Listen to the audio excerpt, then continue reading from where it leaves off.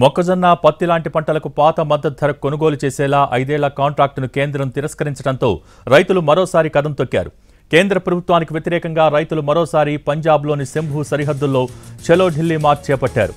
దీంతో పోలీసులు బ్యారికేడ్లను ఏర్పాటు చేశారు.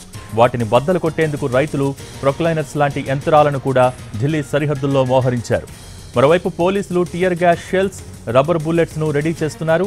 వాటి నుంచి ఎదుర్కోవటానికి రైతులు ఆ మిషన్ల క్యాబిన్లకు మందపాటి ఐరన్ షీట్లతో కవర్ చేసేలా ఏర్పాట్లు చేశారు. అవసరమైనప్పుడు పోలీసులు, భద్రతా సిబ్బంది ఉంచిన బ్యారికేడ్లను బద్దలు కొట్టడానికి ట్రాక్టర్లను కూడా తీసుకువస్తున్నారు.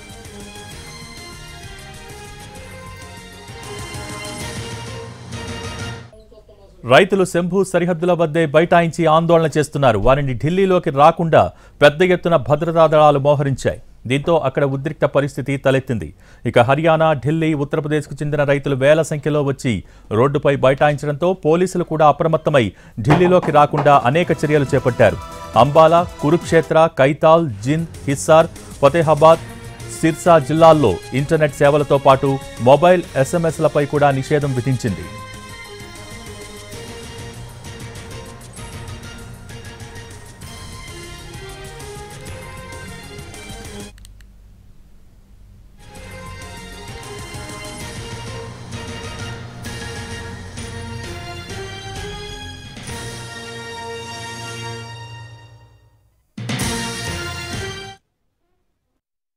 की जरूरत नहीं है।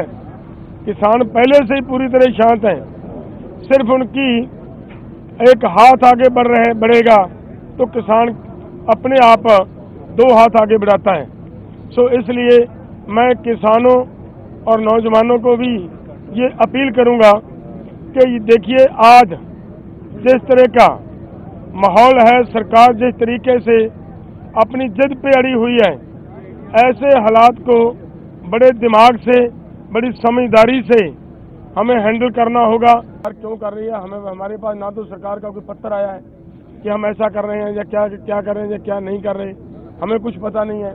हम उसको बिना किसी कागज पत्र के कोई शब्द बोलने वो उचित नहीं है।